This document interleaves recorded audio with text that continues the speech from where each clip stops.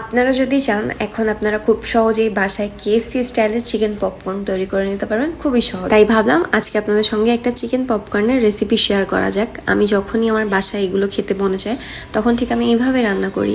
সর্বপ্রথমে chicken popcorn তৈরি করার জন্য আমার লাগবে একদম সলিড চিকেন, একদম মাংস যেখানে থাকে ব্রেস্ট পিসের মাংসগুলো নিয়ে ছোট ছোট পিস করে নিতে হবে। এখন তার ভিতরে আদা রসুন পেস্ট, লবণ, কালো গোলমরিচের গুঁড়ো, টমেটো সস, সয়া সস, লাল মরিচের গুঁড়ো, তারপরে কালো গোলমরিচের গুঁড়ো, হলুদের গুঁড়ো, এগুলো দিয়ে ভালোভাবে ম্যারিনেট করে আমি 3 থেকে 4 ঘন্টার মতো ডিপ ফ্রিজিং করে নিব। এখন চিকেনগুলোকে কোট করার জন্য এখানে আমি 2-3 চামচের মতো ময়দা নিয়েছি, তার মধ্যে লবণ, কিছুটা কর্নফ্লাওয়ার, কালো গোলমরিচের গুঁড়ো, জিরার গুঁড়ো, তারপর নিয়েছি হচ্ছে মরিচের গুঁড়া।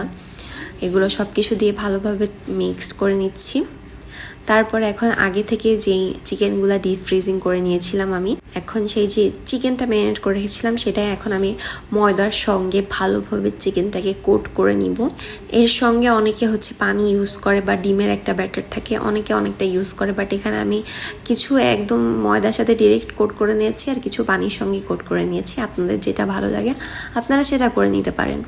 এখন আমার হচ্ছে একটা চুলায় ফ্রাই প্যান বসিয়ে দিয়েছি, তার মধ্যে তেল দিয়ে তেলগুলো গরম হয়ে যাওয়ার পর এক এক করে চিকেন পপকর্নগুলোকে আমি ভেজে নিব। আর আপনারা যদি এইরকমভাবে রেসিপিটা ফলো করেন তাহলে মাস্ট বি আপনাদের কাছে এটা অনেক মজার লাগবে খেতে। আমার বাসায় যখনই মন চায় তখনই আমি এরকম হুটহাট বানিয়ে ফেলি, মুড হইলেই আমি বানাই ফেলি আসলে। আর আমার এই টাইপের চাইনিজ আইটেম খেতে আমার বেশ ভালো লাগে, আর এগুলো রান্না করতেও আমার কোনো কষ্ট লাগে না। আমি আরও খুব মনোযোগ সহ ইন্টারেস্টের সঙ্গে এগুলো আমি বানাতে থাকি। তারপর হচ্ছে যদি এরকম গোল্ডেন ব্রাউন কালার চলে আসে তার মধ্যে আমরা হচ্ছে এটাকে তুলে নিতে হবে। আর এটা খেতেও বেশ মজার হয়, বেশ পরিমাণের মুচমুচে খেতে হয়।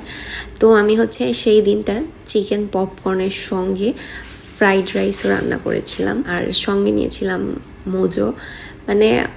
ফুলফিল কমপ্লিট মনে হচ্ছিল, খেতে বেশ মজার হয়েছিল।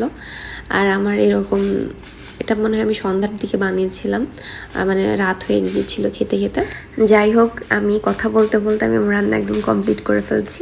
আজ এই পর্যন্তই, অন্য কোনো ভিডিও নিয়ে খুবই তাড়াতাড়ি দেখা হবে। যে যার মতো সুস্থ থাকবেন, ভালো থাকবেন। আর আমার ভিডিওটা যদি ভালো লাগে তাহলে অবশ্যই লাইক, কমেন্ট অ্যান্ড শেয়ার করবেন। আল্লাহ হাফেজ।